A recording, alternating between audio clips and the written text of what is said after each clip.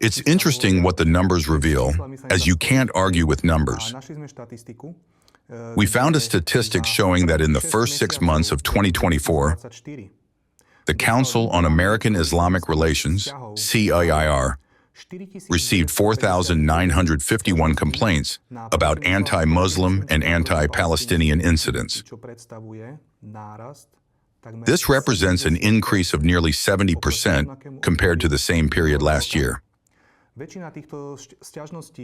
Most of these complaints were related to immigration, asylum,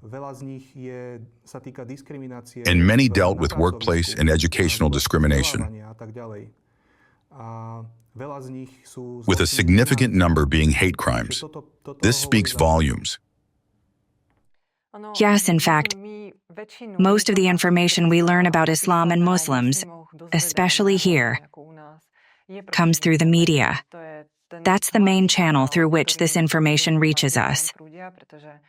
Because, let's be honest, how many of us spend our free time studying the Holy Quran and delving into this religion? This means that our image of what Islam and Muslims represent is formed solely based on this information that reaches us through these channels.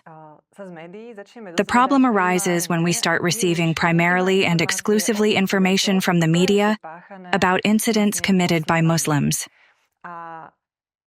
What we then imagine when we hear the words Islam or Muslim is essentially a media-created image of Muslims or Islam.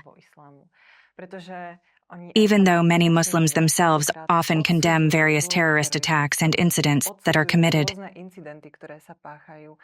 they say that these actions have nothing to do with Islam. Yet these are the voices and information that do not reach our media. I don't recall seeing such a news or article recently. Me neither. And similarly, Muslims themselves often say that those people who commit these crimes are not true Muslims, or rather, that these actions are not a reflection of Islam as a religion and have absolutely nothing to do with it. This means that we receive and form a completely distorted image of these people based solely on these incidents. We're talking about almost 2 billion people, nearly 2 billion. About 2 billion people. And what's particularly interesting is that there are studies that explore how the general population perceives Muslims and Islam.